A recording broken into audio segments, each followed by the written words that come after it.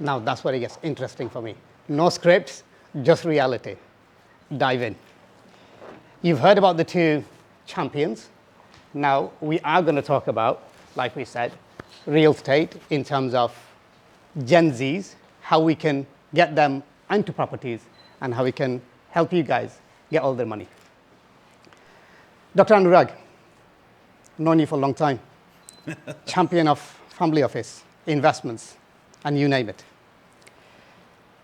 I'm going to start on the tech space immediately with you. We know that where Gen Zs are in terms of tech. What have you seen in terms of property and Gen Zs going into real estate? What are the opportunities? What are the challenges? So can I start with just one correction, because I don't think AI has given a full-fledged introduction of myself.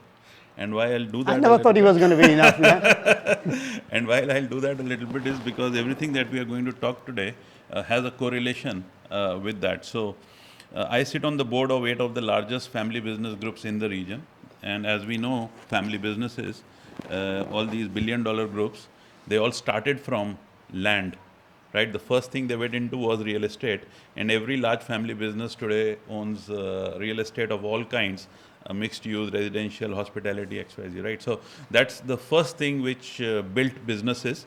So, and why I'm saying that is because when we will link the Gen Z, because one of the biggest problem I am solving in these family business groups is exactly the one caused by Gen Z, which is the Gen Z of today, which has had the privilege of growing up in luxury in this part of the world because of what their parents did in terms of creation of wealth. In terms of money, is very cheap for the Gen Z.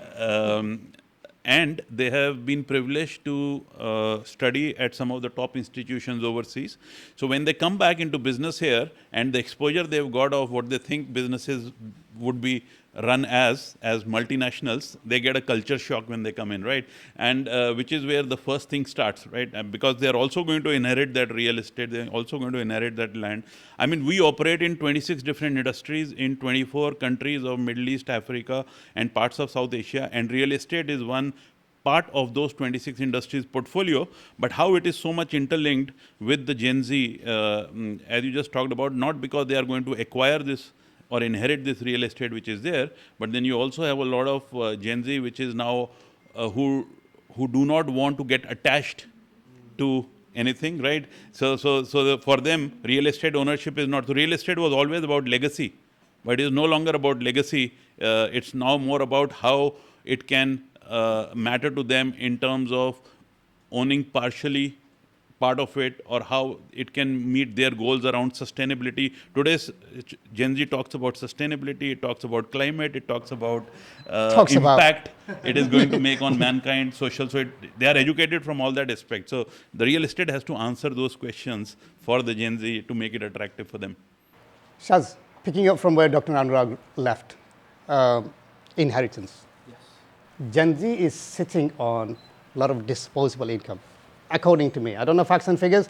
This is my time. I'm going to ask the questions. What makes you think they've got disposable income? Picking up from what Dr. Anuraag said. Yeah. Okay, family offices, I know, and we've had this conversation, that a lot of the kids are going away, they're studying, coming back, 10 pages, and they've become qualified. And they have a lot of money. They don't know what to do. From your financial point of view, where do you think they're going wrong? Or are they going wrong? And how can we make sure that they are going the right way? Yeah, sure. First of all, thanks, Dil, for having me, and thanks, guys, for coming. My absolute pleasure. For those of you who don't know, Shaz is from all the way from UK. I'm an international I guest, gave him guys. a business class ticket just to come here.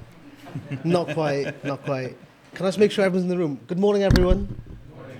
That's okay, just want to test. So first of all, I love what you said about attachment. That's actually a very good point, that they don't want to be attached to anything. And they think by buying a property, suddenly they're attached. I love that you said that. In terms of your question, Dil, so yes, I think Gen Zs these days, from the UK perspective, actually have a lot of disposable income because they're doing a lot of things, i.e. they call them side hustles, the gig economy. They've got money coming in, but their overheads are less because, I don't know what the stat is, but Gen Zs are living with their parents or with their families for a lot longer than they used to. So they have a lot of disposable money. What they're not doing, though, is investing it wisely, perhaps, or in a diverse way. So some people think I'll just buy property, or they'll pay for training, pay for mentorships, pay for courses, but not actually invest the money in something tangible. Other people get really caught up on hypes like crypto and some kind of meme coins and things like that, which is all very speculative. So I think, to answer your question, kind of in summary, is maybe a lack of research and a lack of confidence in what they're investing in, and a lack of purpose maybe as well. Yeah. Dr. Anuraag. I'm going to get the judges excited. I can see. Can we see how many youngsters we have in here? Brother Isa, don't put your hands up. You asked me, do I fit into? Don't do that. Don't do that. No, we have a good number. We have a good number. For them, where is the biggest? Then I should be putting up first. Where is the biggest opportunity for them? Where should they go into? My question, I'll refine it better. Build an application because we have a super pitch later on tech because they're coming with this qualification, or no, let's go and find someone who's already on there and we'll actually invest in real estate. If I'm clear with my question. So you are asking that what is the most attractive aspect for Gen Z to invest in the real estate? Is that what you mean? Yeah. Should they go in as an investor, direct invest, or would they be making more money if they had actually invested money into a tech company, which would give them a better return? So, irrespective of all that anybody would say from an emotional front, everything in life is about business, including real estate, right? And investment, when we also make, apart from the one which we live in, I mean, we say we get emotionally attached, but you only get emotionally attached once you've started living in. Prior to that, you are only buying from an investment mindset, right? So, obviously, there are two ways real estate pays you back. One is on a regular basis, which is your rental income. Yep. And one is from capital appreciation, which is your long-term gain, right? So, for a Gen Z, this should be taken as the first course in MBA, which is financial planning and how to manage finance. That's why we have Shaz. Right. So when you do, when you invest in real estate and when you start getting your rental income, you're already getting on that modality of learning, right? Investment is one part. So you have that learning where you start getting your rental income and you have a long-term appreciation which becomes your asset, right? Now, how do you get in? Obviously today, and I think quite a few of us would know that Dubai has just last week announced crypto payment for government services, correct? Now, we live in a country which is very futuristic. From the public sector is more futuristic than the private sector. In every other part, it's the private sector which first takes on tech. But here, it's the public sector which first takes in and then the private sector follows. So, blockchain, crypto, real estate, fractional ownership, all these are areas through which they can get excited. Yeah. The only problem is that the Gen Z, the product of real estate is not being today marketed to the Gen Z effectively on that platform on which they are there. Correct? I don't mean Instagram videos. Dr. That was a pitch perfect wording. I actually paid Dr. Anuraag to say something like this. So my sponsors get very expensive on the next round. Where's Ahmed? That was a giveaway to you what I gave. The next one. Yeah, please. Yeah, so what I'm saying is we got to meet them on the platform which excites them, right? And technology undoubtedly is excites them. So when you talk about PropTech, right, or crowdfunding, these are areas right from identification of property to the whole transaction to how you manage it. All that comes on a tech-enabled platform, and that's what they would be excited about, which today is not really the offering. Shaz, you are more near to the Gen Z than me and Dr. Anuraag. Barely. I'm For you, offended. we've seen trends like crypto, which you meant, right? Crypto, meme, stocks, and AI tools.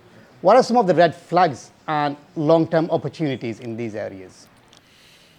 I think a lot of it depends on your attitude towards risk and how much you can afford to lose, how much you can think you can afford to lose, because things like crypto or meme coins, their value is built on trust and belief.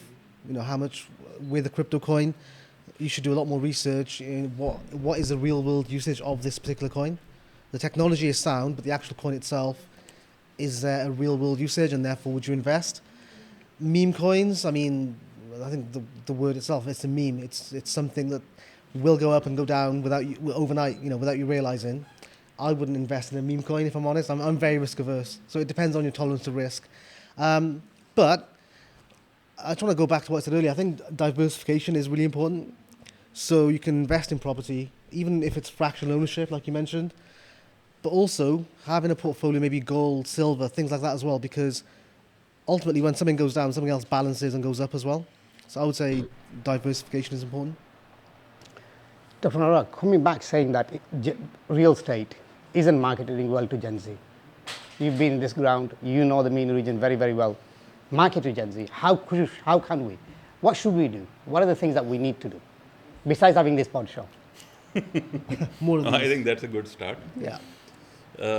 But I think you got to address them. I mean, I'll tell you, we recently launched a Shark Tank for the biggest school group here for year 9 students. Wow. Year 9, right? And who does Shark Tank for year 9? Shark Tank is meant for Dr. Anuraag people does. who have gotten on to startup. And why I did year 9 is because from year 10 onwards, they're already deciding what career to go on, what profession, whatever, right? And then they're going to spend a lot of their parents' money to get into graduation. And we know 80% of us are not working in what we studied for, right? So it's a waste. So if you give them that taste of entrepreneurship at that, and we've actually taken, the winners of those have been taken to market. So what I'm saying is, when I say I decided to go to year 9 to build entrepreneurship, means I am reaching where I find Gen Z, right? I speak at a lot of universities, educational institutions, and it's all about now giving them that insight of what is it from where they can start thinking differently. Real estate is a beautiful product for them, given the options today of fractional ownership, PropTech, right? Usage of AI and data analytics in terms of you identifying the market trend and all that. And these guys get really excited. Any gamified model which can be created for them excites them, right? In terms of if they can calculate their return on investment online on a property platform, they love it. So you got to start talking their language, start hitting that social connect as to where you make an impact. I want to say one thing here. You said you are risk averse, I am a high risk taker. You know, I'm an ex-Air Force fighter jet pilot, right? I could tell by the handshake this morning. Honestly, I almost crushed my hands. So for me, it's all about risk, because in every risk, there's an opportunity. We have built the biggest 5-star hotel in a place called South Sudan, which is Juba, where 20 people get killed every day and money is sold on the road, but you have a 30,000 UN peacekeeping force there. We built real estate luxury towers in Congo, in Ethiopia. So we've gone to very, very difficult terrains. We've done a lot of stuff in real estate in Bangladesh. But why? Because these is where you make an impact. You make an impact on the local manpower in terms of they, coming up. So we focus a lot on women and youth empowerment and entrepreneurship development, because we believe that while the main man of a house is already working and earning money, the moment you can enable the women and the youth, the whole disposable income of that house goes up. And that's how your first thing they look at is how to own real estate. Yes. In that, so. How many people from real estate that's running, working? Come on, guys, put your hands up. Okay, good. Have you got a mic? Yes. If a Gen Z wanted to invest in real estate today, where should they invest? Dubai. I'm going to get you hated. Which developer? Which project? Particularly like payment plans. Why do you think you'd suit them? Because, like they don't come with big budget. I've had an inquiry that came in the other day. They'll have a 3,500 monthly surplus, and I've got 500,000. That's my spend. I need a 1-bedroom. Okay, I turned around and said, I'm not real estate. So if there was something like that, and I get a lot of Gen Zs coming to me, asking me this kind of stuff, because I am involved with the AI world and the tech world very much. Because I get these guys, people who come to me when they listen to like Dr. Anuraag. They'll come to me and they say, hey, Dil, tell me about how they can go. Like, break it down, little numbers. I'm not going to give you the exact developer's name right now, because I'll have to know a lot of other details. Oh, cool. Which would be... What's a lucrative project at the moment? Sorry? What's a lucrative project at the moment? Well, for me, it's Imar always. Always. And I don't believe in distressed deals, but then there are people who come to me for distressed deals as well. Personally, I'm an Indian girl, and I also believe in energies, vastu, astrology, etc., etc. So for me, distress is bad energy. I would not want to invest in it. But at the same time, if you have a lot of disposable income, then distress is a good option if you're just looking to rotate money, right? If you're buying a distressed deal right now and tomorrow you're selling it to another person who does not care about all of this, then sure, I would love to offer them distressed deal. All of my people, all of my clients know for a fact that I just hate the term distress. So they don't say it to me. All they say is, get us a steal deal. We want to make money. And this is our portfolio. This is the amount of money I have right now to invest. Tell me, where should I be investing? And tomorrow I need this much. So then I'll tell them accordingly. But then at the same time, if you're looking for a personal property, then there are going to be other things involved, like the area, where is your workplace, etc., etc. Because we have to look at a lot of other things. Considering you're only asking for a 1 bedroom, that means you're not earning it. Okay, Shivani, the reason I asked that question, I kind of wanted such answer. It seems like you guys have been reading my brain. The problem that I have with Gen Z is they have a money and they listen to somebody and they drive a Ferrari. Yes. Okay, and they're saying, okay, he's driven a Ferrari, so if I want to invest with him, I'll drive a Ferrari. You're wrong. Wrong. You're wrong. Right, this is why I was very specific. I had sponsorship offered to me from who's who. You'll be blown away if I tell the name. And I said no. And me and Shaz, I think we had a conversation. I said no. And I selected quintessential properties because for me, it's not high flyers, it's not your flashy cars. You talk the talk, you stand by it, you have morals, you have ethics. That's what we need in real estate. This is why we have created this poll show. We can have people like you come in here, mingle with each other, got to know each other, build a relationship, and help each other flow the money around and get the best deals. Okay? Back to the panel. Dr. Anuraag, family offices have got a lot of money. Gen Zs want to get into real estate. A lot of these guys want to. How do we tap into this family office to have a bigger pool of money and bigger investment portfolio? So before I do that, can I just answer something? Please. You made a very valid point. Thank you so much for that. But Shivani. Shivani, but distressed, somebody else's stress needs to be, it's a noble deed to transform that stress into a good deed, right? And why I say that is because we do that all the time when it comes to businesses, real estate, whatever it is, because someone somewhere has gotten stuck in some form or the other and is not able to come out of it, right? And if you can help that cause by whatever it takes, when it comes to transforming businesses, just like real estate, a lot of people open businesses here for many, many years, but at some stage they get stuck. And that's where they really need the support of someone who comes in, shows them the differentiated picture because all that you've been doing. So the same thing in real estate, someone doesn't know how to get out of it. And if somebody else can guide them, take part, or take it over, which is buy, and then resell in a different manner or modify, is getting somebody out of stress. So that distressed property, you're right, from a perspective of that it may be a bad energy, but really it can be converted into good energy also. Yeah, well, that's what I'm saying. As long as I'm not concerned about the person and all I need to do is make them some money, I will only offer them distressed deals. But then if it's a personal buy, I would not want them to buy a distressed deal. Because for a person like me, I'm not going to make sense to anyone. Who lives in hotels, flies around in high. All I'm trying to say is that I am one of those people. I might not make sense to you guys right now, but what I have been taught in my family is that if you really like something, even if you have to pay a premium for it, go ahead and pay for it. Because that is something, and a home, because sometimes it's like certain properties just click, and you just want to have them. So then at that time, you don't see that whether you're undervaluing it or overvaluing it. Then what we do as smart entrepreneurs is that if I've bought a deal, let's say if I bought a 10 million worth of villa, but I could have actually gotten it for 8 million, but I still got it for 10 million. Now what I'm going to do is I'm going to build it so beautifully that tomorrow, let's say if I want to sell it, I'm going to make sure I sell it at a, profit. So I'm going to sell it for maybe 16. So now I must have invested 2 on it, but I'm here earning 4 more, and then I'm going to go get another bigger house. So that's just how I think. Great.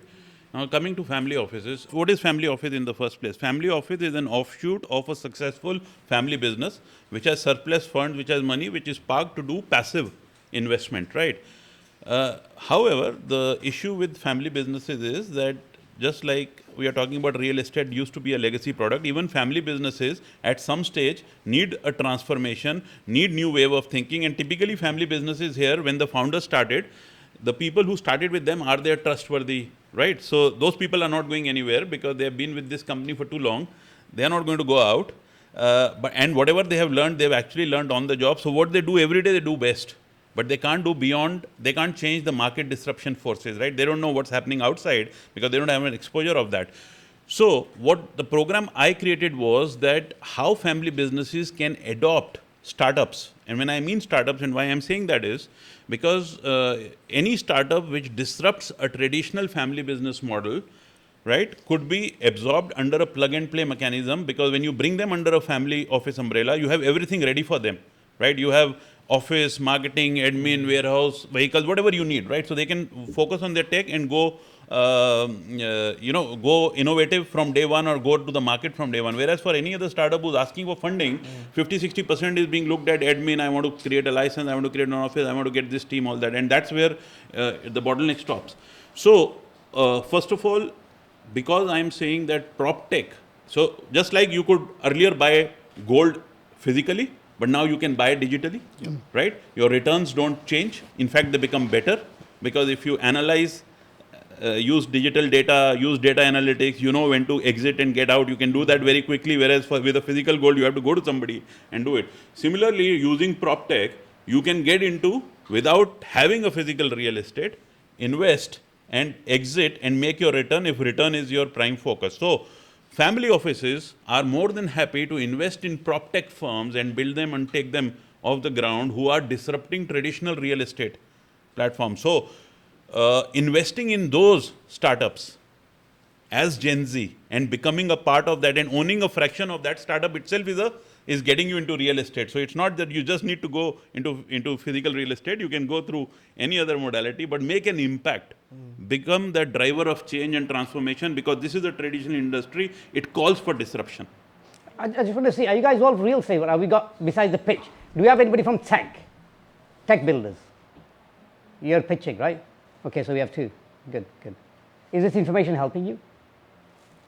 Shaz, Hi. I want to go a little bit, because we have two complete different mindsets here. Amazing. Shaz is finance. I'm going to come back, picking up from Gen Z, the investment side for it. How can Gen Zs align financial choices with their sustainable goals? It's a question that's coming to me now. It's a good question. Good question. I never thought of it. Yeah, AI thought of it, Pod thought of it.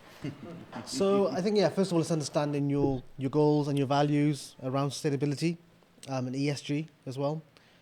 And you can work with certain developers, look at certain areas for locations and that aspect. I think you've got to figure out what is your main motive for investing or wanting to buy property. Figure out, your why and your reasons what you're doing. In terms of financial sustainability, I think, like Anuraag said, it's business. What a lot of Gen Zs I've noticed don't do is they don't treat property like a business sometimes. So they'll buy one or two properties. That becomes like a side hustle for them. It's kind of like a hobby. But if you treat it like a business, you look at the numbers, you look at your cash flow, your forecasting, your management costs, your operating costs, you can see if that is a sustainable business. So I think it is treating it like a business, really. Can I also just add, by the way, we're talking about finance and investing. You don't have to own a property to be an investor, in my opinion. What's the word people use? Arbitrage. So you can speak to developers or people who own properties here and in the UK, offer to manage their properties, give them fixed rent, for example, put that on Airbnb or short-term rentals. You make a lot of money, they make money. It's win-win. You still are, would you class that as an investor? I would. I think that'll be the first way in. That's an easy way in. The cash input is a lot less. Yeah, you are going to get your chance to ask questions, so don't worry. And a lot of you are waiting. I have to just go away from this and say something that means a lot to me today, more than this event. I have a brother in here, Riyad Chaudhry, who's had my back when I first came to Dubai. He learned me how to walk the ropes in Dubai. Because of him, I landed my first job and my second job. And I was paid, one of the highest paid in the BDM market. Okay, all because of this man. And we lost touch, so it means a lot to me for you to be here. Dr. Anuraag, you know this area very, very well. There is passion, and there is money, the balance between the two. How can they mix passion, put the both together for tech with smart property investment? Because Gen Zs, we get very, well, not we, sorry. Gen yeah. Gen Zs, they get very passionate. Something we get emotional. We get drawn by the wrong things, like I mentioned earlier. Okay, so how is it we find the balance? So, you know, in every other part of the world, every country, it has a museum to cherish the history, the past. But I think this is probably the only country in the world where we have a museum of the future. We still got Shazad Road with traffic lights in, yeah. In 50 years' time, it doesn't add up with me. In 50 years, you're going to have traffic lights on Shazad Road. It doesn't add up with me. We believe future comes here first, right? And this country is determined to become the AI superpower by 2030. By far, it will be. Right? It will become. And with Donald Trump's recent visit, I think everything has just gone to the next. The momentum is very solid now. Yeah, with the amount of investment which has been agreed on data center. And when we have to understand the significance of data center. Data center means that not only your own data of the country sits in this part, every other country nearby also becomes dependent on you to use your data centers because they require a lot of energy, a lot of this. Just imagine the deal which he has done on getting those NVIDIA chips here for data centers to work. The point I'm making is technology adoption is no longer a support function, right? It is today the foundation of anything and everything that we do, whether in personal life or in business or profession, wherever we are. So, and that appeals a lot to the new generation. They understand it very well. They know how to use it effectively to their advantage. And not only that, we as businesses, we were just mentioning why we operate in 26 different industries in 24 countries. Because expansion means risk diversification. Just like your personal investment, you will put in real estate, stocks, bonds, gold, whatever. Similarly, businesses have to get into different geographies and different businesses.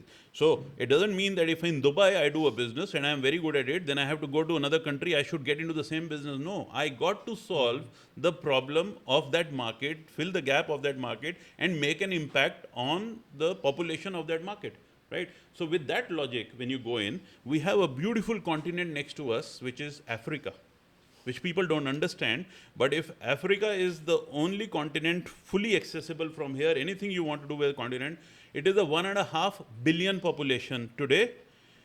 China declining, India started to decline because for any country to maintain its population, every woman should have at least 2 children born from them. Then only the balance of life and death remains, which is not happening. Africa, on the other side, is going to become a 3 billion population with 75% of the population below the age of 25. And if anyone thinks that Africa is poor, let me tell you that Africa can feed the world because it has every single resource, minerals, food, agriculture, whatever, but they don't have the expertise to nurture it, where Dubai and all of us come into play as to how do we support that ecosystem in nurturing it to the next level. So when you have 75% of the population below the age of 25, they are not going to reinvent the wheel and go through all the learning curve. They will straight away adopt the latest, right? So from here, from this market, you have that access to bring that technology into Africa and real estate. Land is plenty there, right? And so if you got to invest here, it's not only Dubai, and they've got then you money. got to look at, right? You got money. Yeah, you can buy cheaper, you can sell higher. So there is a lot of potential from this part of the world which Gen Z has to look at. So I think using technology, that global exposure will come and you can really utilize it sitting in Dubai. Money is cheap here, borrowing is better, no tax, and you can use that effectively to play a role in nearby continents. Guys, I love chatting. I can do this all day. But it's not about me. It's about you guys. These two gentlemen here have been kind enough to me to come and give me this time. We are going to be having, this is not it, throughout the month we're going to have a lot of workshops. Without requesting, I'm going to force Dr. Anuraag to come in, as I always do. He's got important meetings to go to. I robbed him, nicked him, kidnapped him. He's a big guy, but I managed, right? Vijay is going to be coming in. He's going to be doing workshops on how you can access Africa. both of them, honestly, they see a whirlpool of connection. Investors, investment, opportunities. This is the gentleman. You need to access Africa. We are going to have Vijay coming in. We're going to be doing a lot of workshops. To you guys as well, if you want to hold the workshops, if you want the people that, like you are in this room, if you want to hand this kind of event, this is going to be throughout. Panel discussions, it's going to be every day. I'm not here or not. So I operate out, not 26 countries, from here and UK. So last 10 days of the month, I'm always in UK. So we'll be working out of UK as well here. So if you want to come in and you want to do a panel discussions, you've got something to give, something to share, this is the place. We've challenged ideas. We've heard the voices that are changing these industries and making people take critical decisions. And honestly, when I say it, I'm not saying for the fact they're saying in this. I really value this, Dr. Anuraag. Shaz, means a lot to me to have you guys on our opening. It means a lot for me, for you guys to be here. The fact that you've actually believed in what we are doing, to my team as well.